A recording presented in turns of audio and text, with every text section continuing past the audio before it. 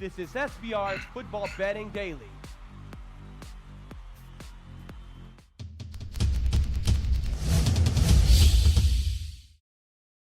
Hi, everyone. Welcome to SBR Sports Picks. My name is Peter Loshak. This is the pre-snap reads show that we do live every Wednesday at 4 o'clock Eastern Time live. We stream this. We go over a handful of games selected by the marketing team and by our guest handicappers themselves. And we try to give you overall a bunch of good advice and a handful of winning picks. And so far, that has absolutely happened in this show. We have delivered. Of course, our regular guests are Ian Cameron, Joe Gavazzi, and Al McMordie. And I do religiously, absolutely, transparently track all of their records. People are wondering how they've been doing so far in this young season. Ian Cameron overall is 13-8 in the 21 picks that he has given so far. And if you don't count the two shitty CFL picks that he gave early on, he's 13-6. Unbelievable. Great record right there. Al McMordie also killing it, 9-3 overall in his picks. And Joe Gavazzi is just 5-5, but that is absolutely fine. Joe Gavazzi, of course, long-term, has been doing videos with us, and he's been great. And overall, I'm very proud of what the team has been able to accomplish. We're going to start off the show with Joe Gavazzi and Ian Cameron, college football week 4, NFL week 3. Ian Cameron, how you feeling right now? You always do the entire show with us. I really appreciate it. Congratulations on the great overall record in this show so far. It has been great, Pete. Thanks. It's been a great start. Although, you don't need to bring up the CFL every week. It's like that old brick that keeps hitting me in the head time in and time again. But nevertheless, it's in the name of transparency and honesty. That's my ball game here, Ian Cameron. The name of transparency and honesty. So I got to keep bringing it up. No, I'm kidding. That's right. But there's a reason why. There's a reason we're sticking with NFL and college football primarily. But in all seriousness, we're off to a very, very good start. And hopefully we got more winners from not just me, from you, Pete, from Joe, and from Al on the show. Looking forward to it. And you've gone head-to-head with Al McMordie twice and actually lost both of those picks. So if you don't count the ones you've gone head-to-head with Al McMordie on, you're 13-4. Ian Cameron, I'm just kidding. The reason, you know why I'm kidding around with you, Ian Cameron, because overall your record is great. And when your record's great, you can afford to joke around like this. You know what I'm saying, Ian Cameron? Exactly. The record's great right now, but as we know in this business and industry, nobody cares about what I did last week, last month, last year. It's about what we're going to do this coming week. All right, so let's start out with the games that Joe Gavazzi has picked. And once again, Joe Gavazzi, you're 5-5, but long-term, you have a kick-ass record in our videos. And last week, you gave us two great picks that cashed easily. Vanderbilt and LSU, both of them cashed easily. Then the other two picks that you had that lost were Kent State and South Florida. The South Florida game might have been a little bit fluky. They did win. They just didn't cover the 10 points. And if you look at how that game went in the yardage numbers, South Florida is probably the right call there. Well, we're happy to hear that South Florida did well with the yardage, but not very happy they didn't cover. And certainly, I need to work much, much harder if I'm going to keep up with the other handicappers on this show. Actually, I don't think you do, Joe Gavazzi. These college picks. You've proven yourself. Well, in our just in our videos, you've absolutely proven yourself. Thank you, Peter. Okay. I'm just worried that my microphone is falling off. So is the audio okay? The audio is okay? All right, good. Okay. All right, so let's get into it. This week, we've got 4 games that Joe Gavazzi is going to discuss. The first game you're going to talk about, Joe Gavazzi, a very interesting game, of course, a game that everyone is looking at, wondering about, thinking about, Wisconsin and Iowa. Now, last week, Wisconsin, of course, lost outright to BYU, which was a shock to a lot of people, a shock to me. I did not have Wisconsin last week, although Al McMordie did. That was one of his losers, I believe. Yeah, Al McMordie did have Wisconsin.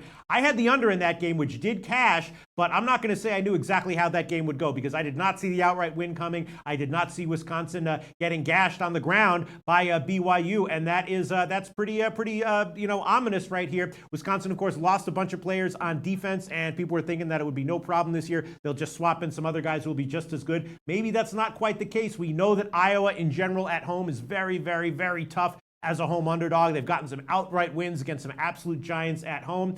And I'm thinking that the under might once again be the way to go here. Of course, Iowa's playing off a revenge last year where they got absolutely blown out by Wisconsin, but that was at Wisconsin. Totally different situation when Iowa's at home as a home underdog. I'm actually leaning Wisconsin here, but I'm thinking the best play might be the under. What do you like here, Joe?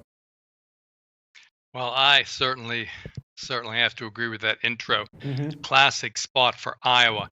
As the Saturday night home dog, probably see a whiteout or a blackout or a black and gold out here from the Iowa fans on Saturday night in this Saturday night home dog spot. And Iowa's certainly playing well out of the gate. They're 3-0 straight up and against the spread, although the competition may be a little bit not up to standards. They'll be playing later in the year against the Big Ten, but they're only allowing 209 yards a game and only 1.5 yards per rush. Certainly something they'll need against the Wisconsin ground game. This is interesting because it qualifies as one of my minus 50 AFP games. We've spoken about the away from the point spread concept often in the last 4 years on this show regarding college football. And that's where I look at the sum of the AFP net differential for a team, whether plus or minus. And in the middle part of the season, we look for a team that has a net combined minus 50 or more AFP. That is Wisconsin in this spot. They've lost to the spread all 3 times this year by a combined 32 points, while Iowa is 3-0 against the spread, covering by 24 points. That qualifies as one of my plays. And as a result, this line has gotten knocked down a little bit. Would have been closer to 8 or 9 points. Now it's only -3, favoring Wisconsin in this game. I like the Badgers here tonight, despite the classic home dog spot for Iowa. They're in an outstanding role here from the standpoint of how they play under their current coaches. 12-3 against the spread as a traveler, 6-1 against the spread off a loss. And of course, last 2 years, they have absolutely destroyed Iowa by combined scores of 55-13, including 38-14 last year, in which they outgained them 382-67. We have a little dominance going on here in the face of Iowa revenge. I like the lower line, the great value. I'm going to take Iowa. I'm going to take Wisconsin on the road off a loss is the play here. Well, in the Loshak in the Bag show today, I did actually do that one myself, looking into the game a little bit more. I'm feeling a little bit nervous about it. Ian Cameron, what do you think? I made Wisconsin -3 a play. Feels like a bounce back spot for them. I know it's really tough to go into Iowa and get a win as a road favorite. And I'm also leaning under the very low total, 43.5. What's your take on this game, Ian, if any?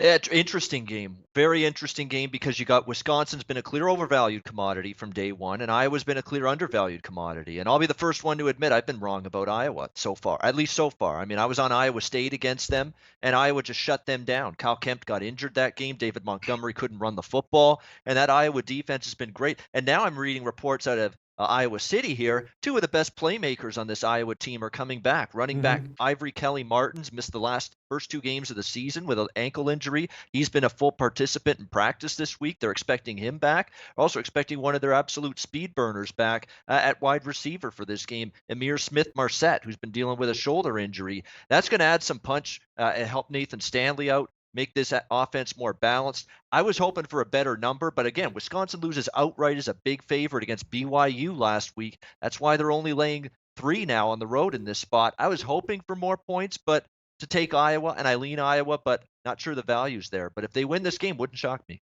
Yeah, all right, so it's going to be a pass for you as far as an official pick is concerned, Ian. Correct.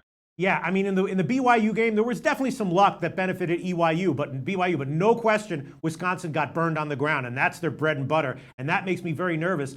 Going back to you, Joe Gavazzi, look, I gave this one myself, Wisconsin -3, but just the quick thoughts. When you see Wisconsin at home getting gashed by another team with a not explosive run game, BYU of course has a strong offensive line. They're trying to be a new version of Wisconsin, but the rushing numbers that Wisconsin gave up against BYU definitely scary in terms of what's likely to come in this game in subsequent weeks, right? Shocking. You're absolutely right. And we'll see how this plays out against Iowa, who has a very good rush defense themselves, and Iowa's decent running the ball. It will only tell over time, but I love the spot with Wisconsin, the lower line, off a loss, great traveler to overcome the Saturday night home dog emotion. All right, I did it myself in the Loshak in the Bag show. Wisconsin -3, -106. Let's move on to extremely interesting, fascinating game number 2 that we're going to cover with you, Joe Gavazzi.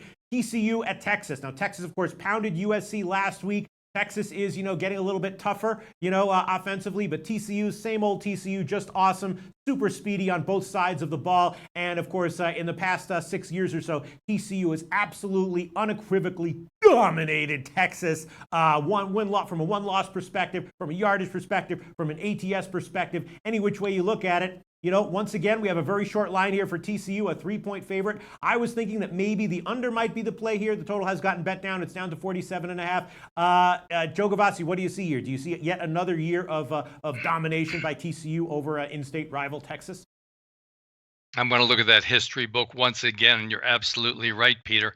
Last 4 years, they've beaten them by 30 points per game, including 24-7 last year. That is a lot to overcome, even with a better coach in Herman coaching for the Longhorns. Quote from Patterson here this week. He said, if I had to beat either Ohio State or Texas, it would be the Longhorns. Now, that came after he lost to Ohio State, so he doesn't have much choice but to say that. But I really believe in his heart that he believes that, and he's clearly made this game a focus for his team. And until the Longhorns get a little more players of the same quality as the Frogs, including that speed, as you brought up and mentioned before, I think they're going to have more ability to dominate Texas. The game against Ohio State was actually closer than the final score. Yardage was even with both teams over 500 yards. A -3 net turnover margin means you only have a 10% chance to beat the spread, and yet TCU did that, covering by a half point in most spots, losing by only 12, 40-28. Much like Wisconsin, I like them to bounce back here this week as a short road favorite, and I like them doing it against head coach Herman, even in the underdog role. Now, we know that at Houston, Herman was a great underdog, Yes. and he carried that over to his year with the Longhorns. Total combined as a head coach, he's now 10-1 against the spread as an underdog.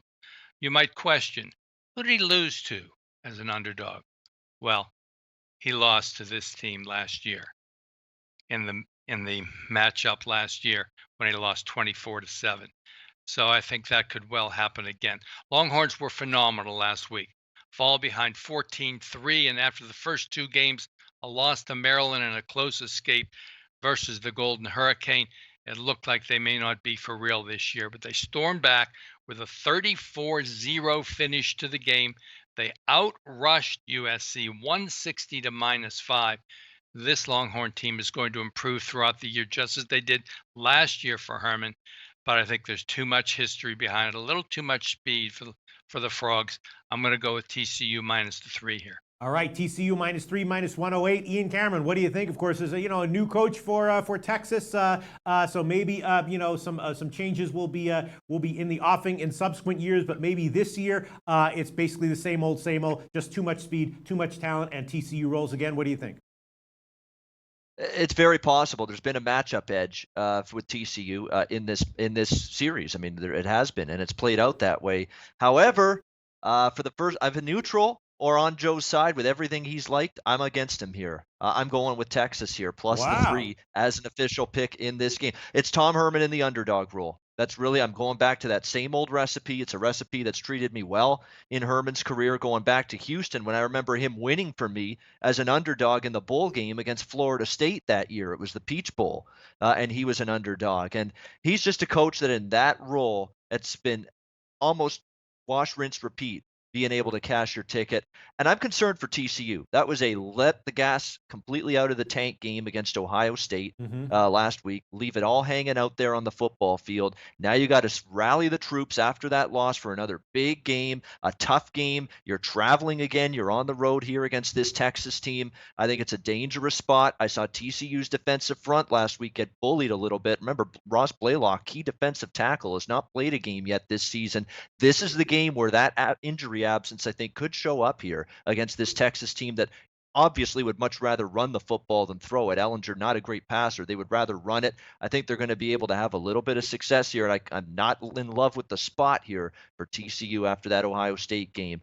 Texas, I know. Are they back on track now because they beat USC? I'm still not sure. But you know what they say, Bruce Springsteen from the 80s, you can't start a fire without a spark. You can't start a fire without a spark, and you can't get back on track until you win.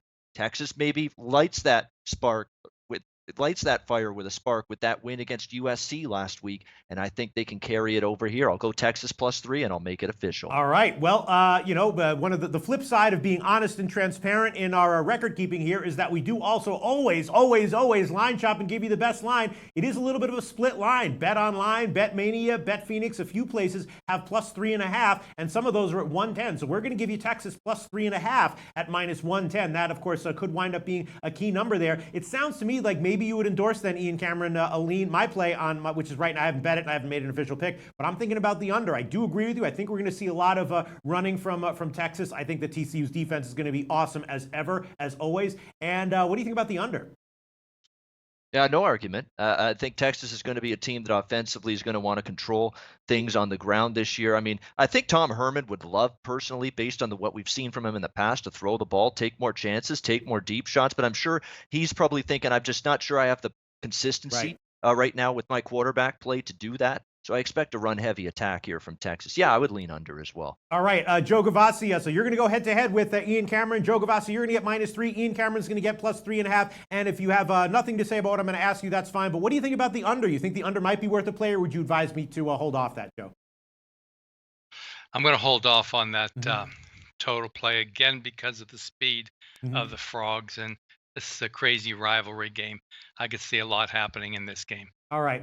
I'll do it. I'll throw the under 48 as an official pick. It's 47.5 market wide. Bet Phoenix has 47, but the Greek has 48. I'll make that one an official pick. I hope that you're right, Ian Cameron, that we see a lot of running for Texas and a lot of tough play in the trenches and maybe some conservative game calling from Texas to try to keep this one close and steal it at the end. I'll take a shot with the under 48. So here we go. I'm on the under 48. Ian Cameron and Joe Gavazzi going head to head on the spread, and of course line shopping here at SBR Odds. You can see that there is a split line as of right now. We'll see where this line closes, but Ian Cameron's going to get 3.5, and Joe Gavazzi is going to get -3. Great breakdowns and analysis, everyone. Now another interesting game, Navy against SMU. Right now, SMU got blown out against Michigan last week, but they were just too big of a favorite. Of an underdog. They wound up cashing. Congrats to my friend, my partner in crime, Jimmy the Bag, who had SMU plus the huge spread. He covered on that one. Last year, these two teams played. It was very, very close. We did see Navy get a benefit from playing in bad weather against Memphis this year. I have seen that that there's bad weather expected for this game as well, both before the game and possibly during the game. Last year was a very high-scoring game that was very, very close. Navy won 43-40. Right now, SMU is a pretty big underdog here, and I'm thinking SMU might be a little bit getting disrespected here, that they're a little bit better than the market is giving them credit for. I'm thinking maybe a shot with SMU plus the points, maybe a shot with the under. Maybe we'll see something similar to the Memphis game where Navy won in a relatively low-scoring, close game. What's your take on this one, Joe Gavazzi? I like Navy for sure here, and I would only lean with the over as well. Sonny Yikes is back, and I make that statement because there is no D in his coaching manual. We've seen that time and time again where he's coached, and in fact, his ponies are now allowing 44 points per game in their first 3 games. They'll have a tough time even throwing the ball because quarterback Hicks is not assimilating the new offense very well, completing less than 50% of his passes. So don't expect the ponies to light up the Navy secondary like Hawaii did. And if you can't pass against Navy, you're going to have some real problems. Next, and staying with that same theme of the SMU defense, they fit into my 150 club defensive teams, and these are teams that run less than 150 but allow more than 150. This is a 57% play overall, but if you tighten it up with one other parameter, it goes to over 70%. SMU fits that mold perfectly. As for SMU, there's no doubt they will dare Navy to throw the football like Navy has seen time and again. Probably see 10 men at the line of scrimmage. Now, the quarterback this year, Kenny Perry's just outstanding. In fact, it's the 3rd best rusher in FBS. But if he doesn't complete the passes downfield, they'll have no problems bringing in Lewis. Lewis, the best passer of their 3 quarterbacks. Last week, he completed 4 or 5 passes against Lehigh for 80 yards. And of course, once the Navy offense gets inside the red zone, we bring back experienced running back Abby, quarterback last year, AB takes over inside the red zone and is absolutely a battering ram in that triple offense option offense for Navy, and a great percentage of the time scores when they're inside the red zone. Let's go to the history book once again. Last 3 years since these teams have been in the same league, Navy has averaged 58 points per game in this contest against SMU, and they've run for over 1,000 combined yards the last 2 years against them. Navy 7-3 against the spread is road chalk, and I feel certain they're going to double rush the ponies. And this millennium, these last 18 years, time after time, if a team outrushes another in a 2-1 margin, they cover 75% of the time. Navy, for me, I would only look at the over. Okay, so your pick on this one is going to be Navy and the over, or just Navy? Only Navy. Okay, we've seen some interesting line moves. SMU opened as about a 6.5-point favorite. Early money came in on Navy, bet them all the way up to 7.5 at Pinnacle, and then the more recent money has come in on SMU. It's back down to 6.5 at Pinnacle, and Heritage and Bookmaker, a few other places, actually have 6. So we'll give you that one. Joe Gavazzi taking Navy -6. Minus 110, and the total has gotten bet down, and it hasn't gotten bet back up since it got bet down. Opened at 66, down to 63. Ian Cameron, last year these two teams played a very close, very high-scoring game. I'm reading that there's expected to be rain all weekend in Dallas this weekend. What's your take on this one, Ian? You see an edge here? Yeah, I love the line from Joe there, Sonny Yikes. That's fantastic because it was good. I've rained on Sonny Dykes Parade a ton this season. As everybody knows, I've talked about SMU multiple times. I don't like this coach. I think this team's a dumpster fire, a flaming dumpster fire, and I think the coach on this team brings that team down with his lack of coaching ability. I mean, you look at Cal. I mean, perfect example. Look how much better they are without Sonny Dykes. Look what Justin Wilcox has done there and how much better they are, especially defensively. And SMU's got the same issues. They can't stop anybody, can't stop a nosebleed, and I don't expect them to stop Navy here in this game. Look at the last 3 meetings since 2015. Navy 55, Navy 75, Navy 43 in points scored. I don't see them not getting to those numbers again here. It's another bad SMU defense. They have just a regular week to prepare after the game at Michigan. And Kenny Perry's been great here, the quarterback spot for Navy. That's the reason why Zach Abey no longer the quarterback, because he's been great. On the flip side, I do think SMU is going to move the ball a little bit. I think Ben Hicks has been a disappointment at the quarterback spot for them, but I do think they're going to move it just a bit. I'm going to join Joe with this one on Navy -6, make that official. And despite the weather concerns, I'm also going to make the over official in this game. We're looking at 63 and a half. 63's best number out there. As long as the wind is not a big time issue, and remember, we're dealing with Navy, a run-heavy attack. The wind's not going to impact them as much as it might some other teams. I'll still go with the over, despite concerns about the weather. Okay, so agreement between Joe Gavazzi and Ian Cameron here. Ian's going to take -6, -110. Let's do a little line shopping for you right now to give you the absolute best line here on the over in Navy and Southern Methodist, because there's no D, right? Somehow That's that doesn't work. It doesn't really work, does That it? was good, Peter. No, I don't know. Good, You like Peter. that one? Southern Methodist? Yeah. Okay, good. We'll go with it. All right, so let's look for an over here in Navy, Southern Methodist. No D's anywhere to be found. Yep, you wager has 63. Pinnacle has 63.5. What would you like, Ian? 63.5 plus 100 at Pinnacle, or 63 -110? 63 is a key number with totals. You could get 49-14. So, yeah, give me 63. All right, Ian Cameron is going to take the Navy game over 63 -110. Again, this one did open at 66, now down to 63, and Ian Cameron grabbing the over, and that's not going to be an official pick from Joe Gavazzi, but sounds like Joe would endorse that anyway, right? Absolutely. Okay.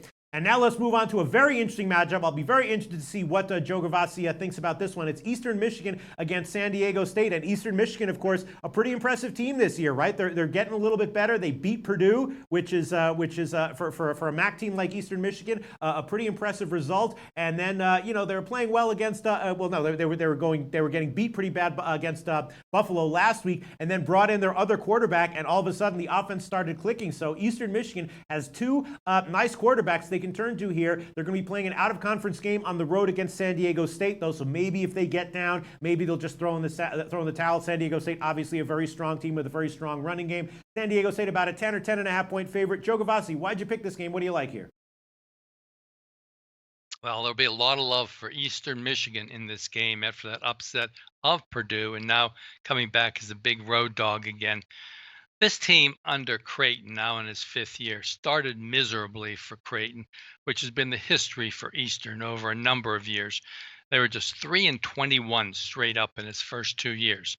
He's done a great job turning things around. Last 2 years, it was thought because quarterback Roback was there, and he authored a fantastic passing game for Eastern Michigan, but they become more than that. They've improved the defense from 42 points a game down to 23 points a game in the last 3 years. So they're more than just a team who can throw the ball. They can play defense now too.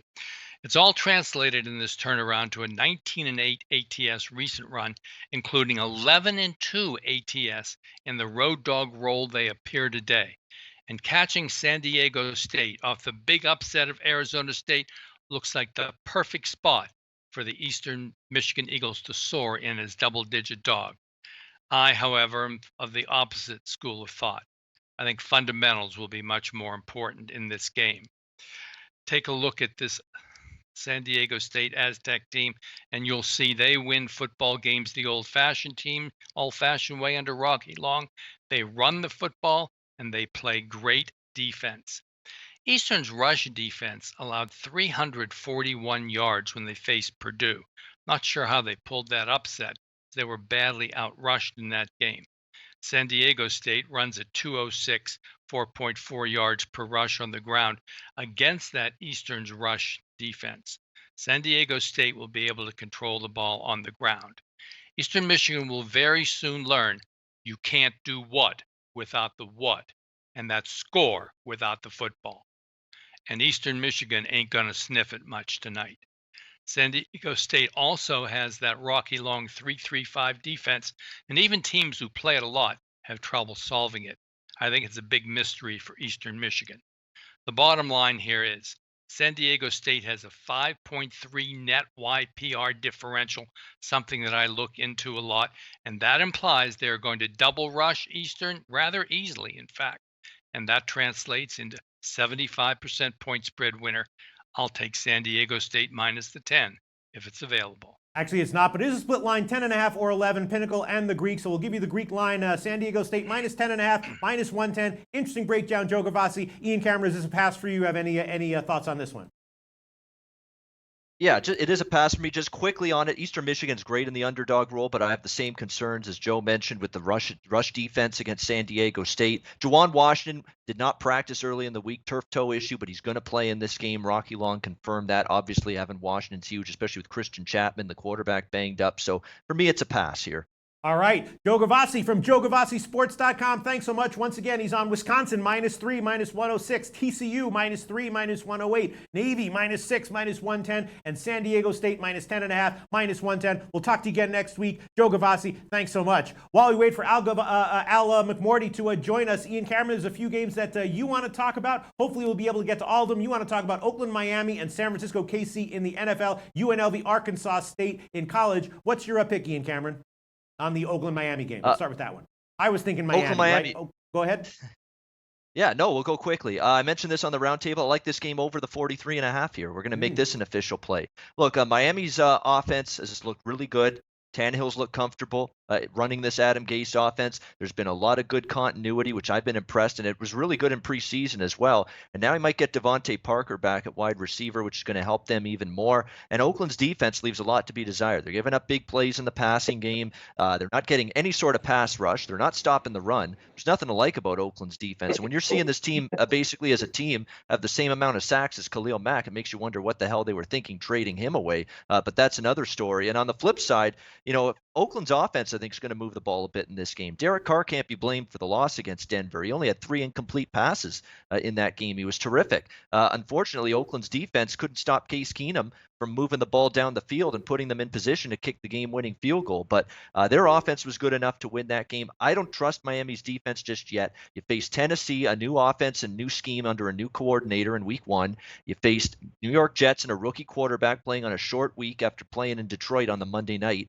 Got some good advantageous situations, that Dolphins defense. I think it's going to be a little bit tougher for them here. I like this game to go over a reasonable 43.5. All right, 43.5 minus 106. Before we bring Al McMordie in, let's just quickly get your thoughts on San Francisco KC, and then if we have time at the end of the show, we'll get your pick on UNLV Arkansas State. San Francisco KC, obviously this one has track meet written all over it, at least 60 points written all over it. It's going to be loud and insane and crazy in KC. The Niners are off of a good game. Is KC just going to absolutely run away with this one? Double-digit win for KC, and maybe the game goes soaring over even the high mid-50s total. What's your take on SFKC? Well, you remember on a very early, maybe even the first edition of Presnap Reads, I talked about how I loved Kansas City games over the total this season, and we've been 2-0 riding those. We're going to try to make it 3. You're going to have to do my line shopping for me because I do like the over again, Niners and Chiefs. What I like here about these two teams is what have we seen from them in the first couple games? We've seen big plays on both of these offenses. Jimmy Garoppolo and the Niners have had some big plays. Matt Breida with a big rushing touchdown against Detroit last week. Tyreek Hill's had multiple big play touchdowns from Patrick Mahomes for Kansas City. Big play, quick strike touchdowns are what you need in order to cash an over in this kind of range in the mid-50s. We have that, I think, on both sides. We have two suspect defenses on both sides. The Niners secondary got shredded and crossed up and blown assignments multiple times against Matt Stafford and the Lions last week. And you don't have to say any more about how bad Kansas City's defense has been. It's been atrocious. They still miss Eric Berry. They're probably not getting him back either in this game. It's a high number, but I'm riding this over train with KC until it stops at the station. Give me the over here, Niners and Chiefs. Okay, and Jimmy the Bag and the Loshak in the Bag show also took this one, and we did line shop for him. All market wide is 56 and a half, but the Greek is still at 55, so we can give you that one as your official play here. Ian Cameron, your record, you're going to get 55 over 55 minus 110. That is currently at the Greek. That's an official play, and if we have time at the end of this show, we'll get your take on UNLV and Arkansas State. I'm very interested in what you have to say about that one. Al McMordie, are you there? Welcome back to the show. What? You need a few more minutes? Oh, he's not there. Is he there? He is there. Can I go? I don't know what's going on. Sorry. Bear with. This is live streaming, right, folks. Live streaming. Can we bring him in, or should I do one more game with Ian Cameron? Huh? We'll do it live. F it. Yeah. Do it live. We'll do it live. We'll do it live. That's not a bad impression, isn't it? Right? All right. Fuck it. We're doing it live.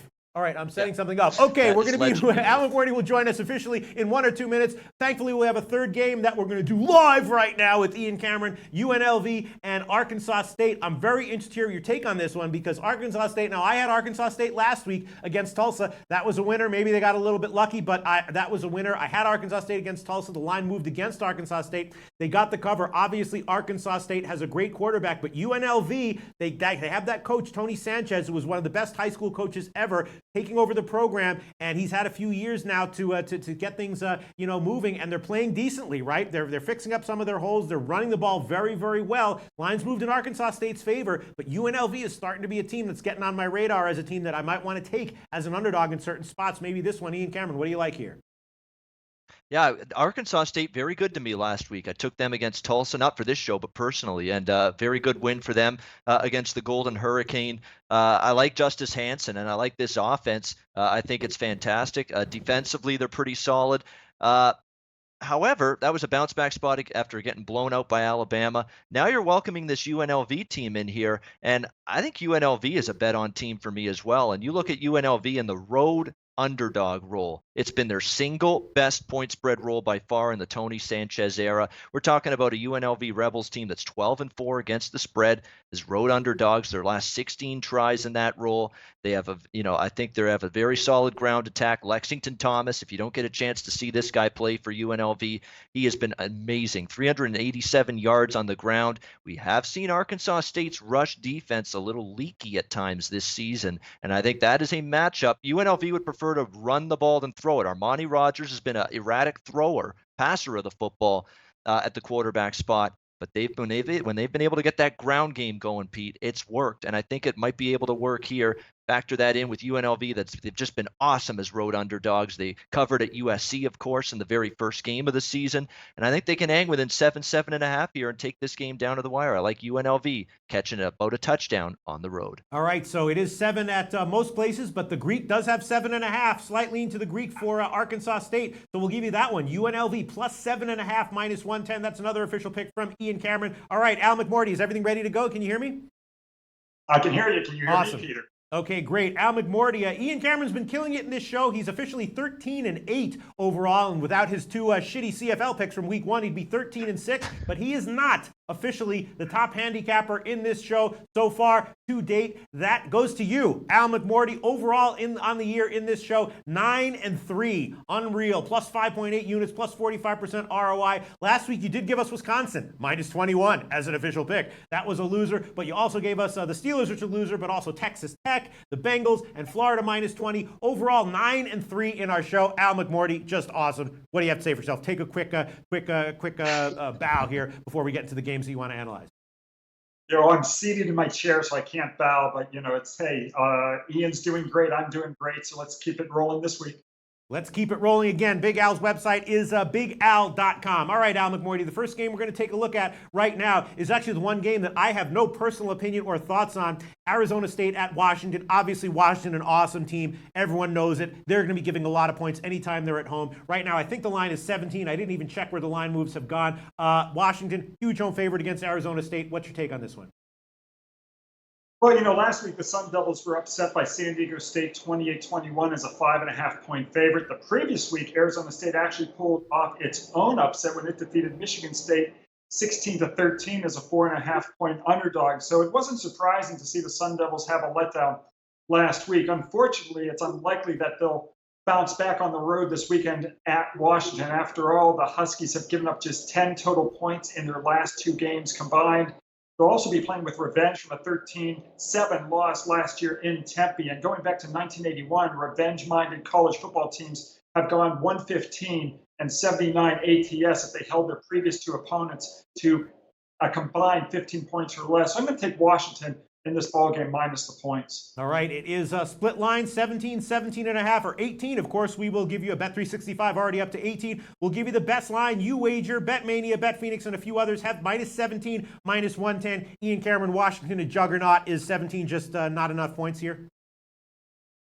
Yeah, this is a pass for me, but I'm not ready to trust Arizona State here. I mean, they beat Michigan State at home. Kudos to them for that, but I think Michigan State's proven to be a little overrated, overvalued so far. They had their letdown spot last week against San Diego State. Let's see what Herm Edwards is made of here, because this is your toughest foe by far so far to this point in the early season. I'm not sure they're ready to handle it. I'm certainly not ready to go on the road and bet them to be able to handle it. Washington, to me, can run away with this Pac-12 still. I know they lost to Auburn, and people are still going to crush them for that, but Auburn's a pretty good football team. I think in this conference, Washington is loaded on both sides of the ball and can handle most opponents, and this is going to be a tall task for the Sun Devils. All right, so it's a pass for you then. Ian. Correct. Yep. Yeah. Okay. Al McMordie, though, liking Washington minus 17. Now let's move on to another very interesting college football game this week. Mississippi State against Kentucky. Kentucky looking better, looking like one of the more impressive versions of Kentucky than we've seen in a while. Of course, they beat Florida outright earlier this year, but now they're going up against a juggernaut at home, but still a juggernaut. Mississippi State, probably the second toughest team that Kentucky's going to play all year.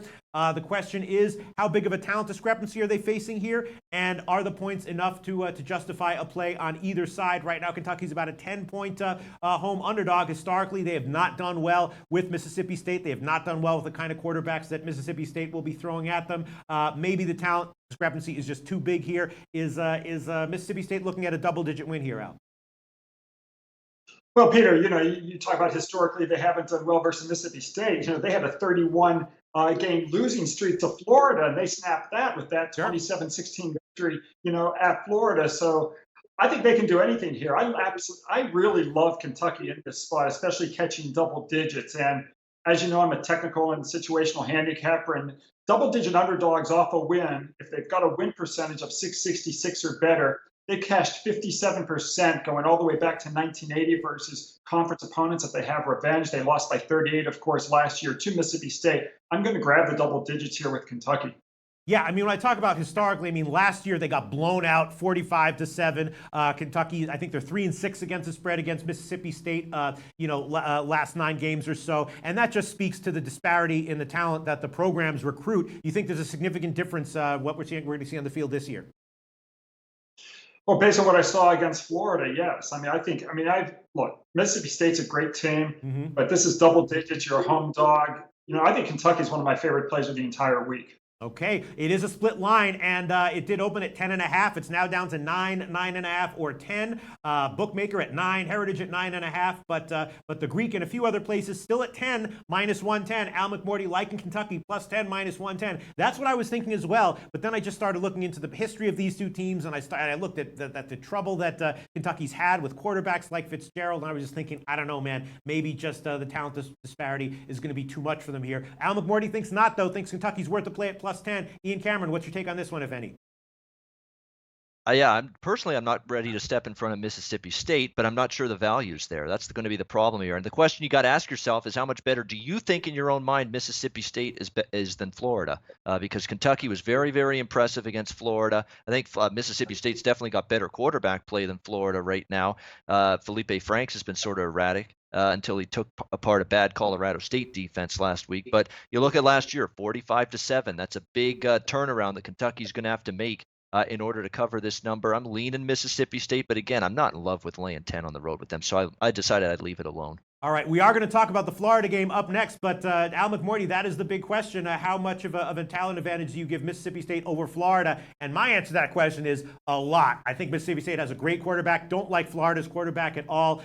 You think that, but in your mind, the win over Florida was telling for you as far as Kentucky this year. Yeah, I mean, for me, it's really a play on Kentucky. I think Kentucky's an up and coming team, and I really think the value is here.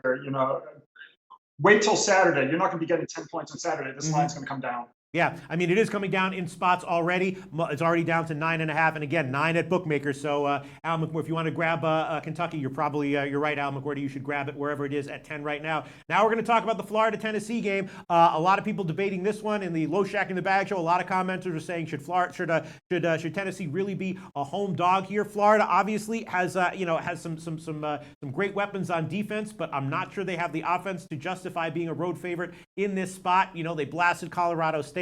I think Colorado State is very, very weak, and we can put an asterisk on that one. I'm thinking that I think I'm liking the under more than either side here. I think it's going to be a low-scoring game, but I think I'm also liking Tennessee at anything over a field goal. Al McMordie, my leans are Tennessee and the under. What do you like here? Well, faithful followers who've watched our videos over the years, they know I love playing on home underdogs that can score the football. And one of my systems, it's 233 wins against just 160 losses. It plays on home dogs of 2.5 points or more in the regular season that average 29.5 points or more a game, and are also off back-to-back wins. That's the situation here. Tennessee is scoring a lot of points. They come into this ball game off blowout wins over East Tennessee State and Texas El Paso. And just based on the technicals, I'm grabbing the points with the offensive-minded home underdog here. That's what I was thinking as well. I think we're going to see a relatively low-scoring game, and Tennessee should not be an underdog. Anything over 3.5 or higher, I would be liking. Ian Cameron, does this game have you scratching your head a little bit? Do you think Florida should be this big of a favorite here? They have some serious questions, especially on offense, right? Yeah, I mean, I cashed with Florida last week, and I'm just more inclined to just put that money away and look at something else this week rather than go back to the well with Florida. I mean, I was a little fortuitous. I mean, they got some breaks in that game. I mean, that's Colorado State. And there were times that they couldn't really move the football and keep their foot down on the gas pedal in that game. So I'm a little leery laying these road points, and say what you will about Jeremy Pruitt, but it's a head coach with a defensive mindset coming in here at home against a Florida offense that hasn't clicked on all cylinders, including their quarterback, Felipe Franks, to this point. So I was looking to back Florida. If I saw something I liked last week, I didn't think they'd dismantle Colorado State as well as they should have. So I'm going to need to be proven right by Florida and see them put forth a better performance here before I can back them. So I'm leaving this game alone. You're leaving this game alone. You don't like the under either, Ian Cameron? I know it's a low total, but I feel like both teams are defense oriented. And what do you think about the under? Yeah, I smell like the one thing about Florida, they've had some special team scores. They've had some Mm-hmm. defensive scores. Both of these quarterbacks could be prone to a mistake, a fumble, a pick six. And when you're talking about 46, 47 in college football, you could almost get overs by Yeah. accident at those numbers. So that would be my concern. But under in theory kind of makes sense. All right, it's going to be a pass for Ian Cameron. Al McMordie taking Tennessee plus 4.5 minus 110. And Al McMordie, yeah, I'm deciding whether to take the under here. Would you advise me off that? Think it's okay or no opinion? No opinion on the total, Peter.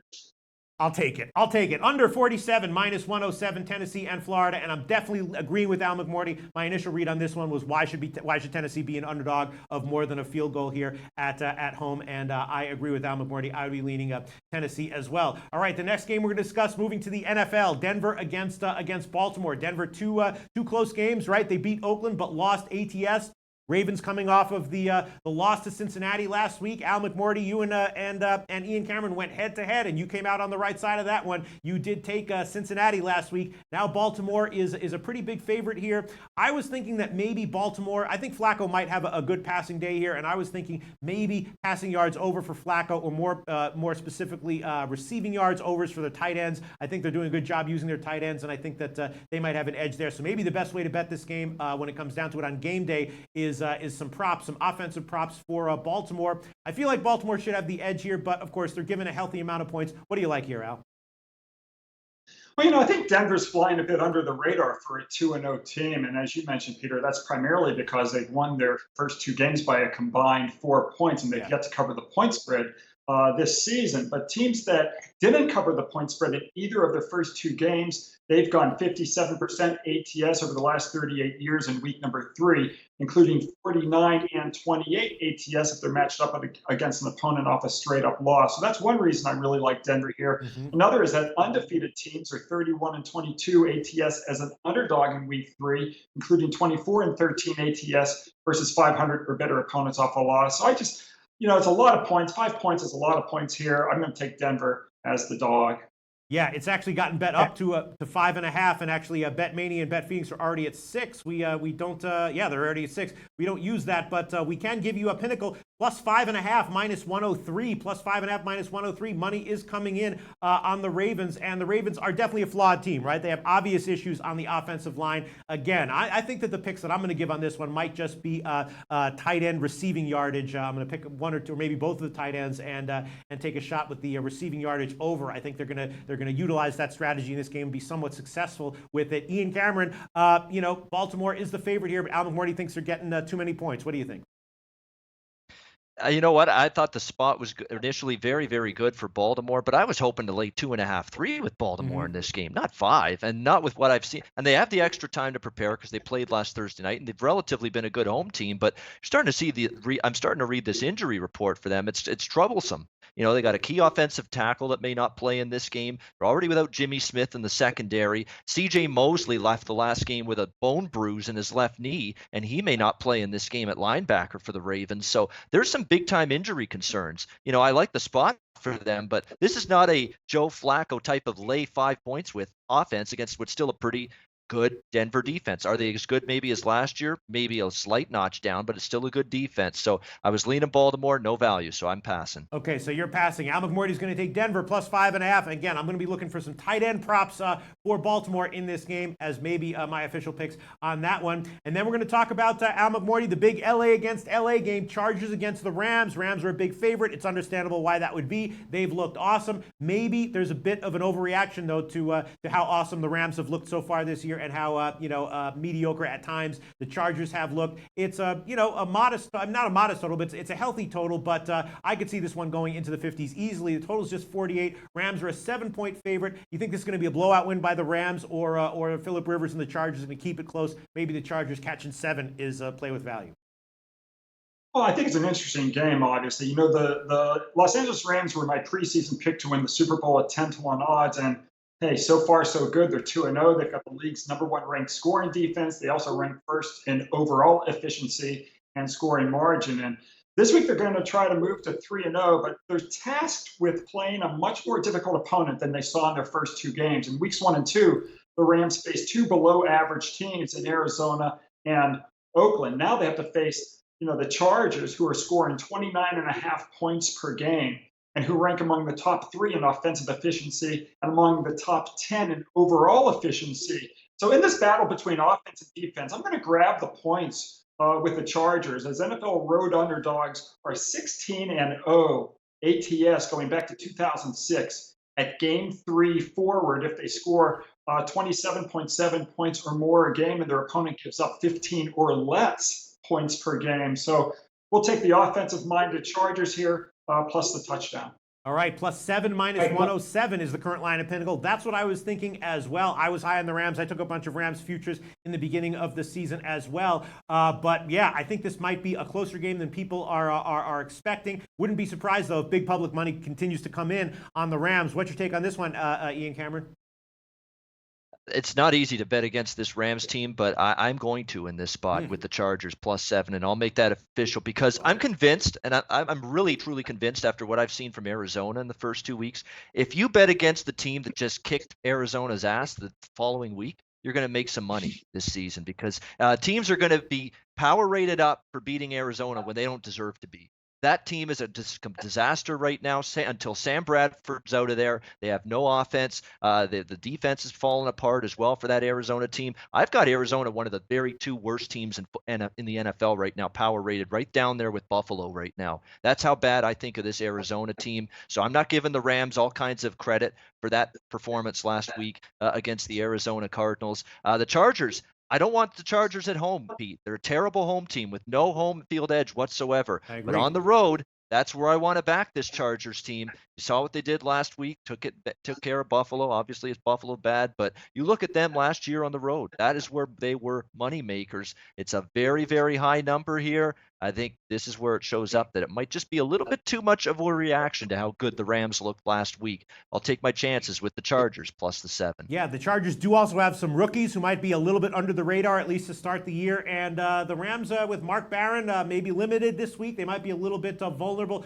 over the middle. I'm agreeing with both of you. I'm thinking about making that one an official play as well, but I'm going to hold off for now. I just want to see. I have a feeling that the line, well, it's probably not going. It's probably going to close at 7, but I think there's still going to continue to be public money that's going to come in on the Rams. Okay, so Al McMordie, once again, his 5 picks that he's given this week so far. Washington -17, Kentucky +10, Tennessee +4.5, Denver Broncos +5.5 -103, and the Chargers +7 -107. And Al McMordie, again, congratulations. 9-3 so far in this young season with the Presnap Reads show. Tell folks about your website if they want to find out more about you. Sure, Peter. Folks can go to bigowl.com. I've been in business since 1992.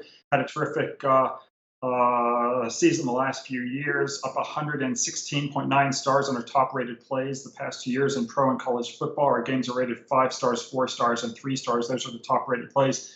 And then we're off to another terrific start this year. We cashed our NFL game of the month last week on the Jacksonville Jaguars against the Patriots. We're going to have our NFL total of the month on Sunday. Just go to bigowl.com. You can click on picks for sale. And then we have 4 free winners every day, 2 from myself, 1 from Larry Ness, 1 from Power Sports. Just go to bigowl.com and click on free picks. All right, sounds good. And Ian Cameron coming off a 5-1 week last week in the Presnap Reads show. He gave us 6 picks last week, went 5-1. Overall, he's 13-8. If you don't count the 2 shitty CFL picks and you don't count the 2 picks where he went head-to-head with Al McMordie, he's 13-4. Hey, awesome job, Ian Cameron, overall. And Ian Cameron's picks this week are as follows. Texas +3.5, Navy -6. The Navy game over 63. Miami Dolphins game over 43.5 -106. The KC game over 55 -110. That's still an available line at the Greek. UNLV +7.5 and the Chargers +7 -107. Great show, guys. Talk to you again next week. Thanks, Peter. Thanks, Ian. Good luck, everybody. Thanks.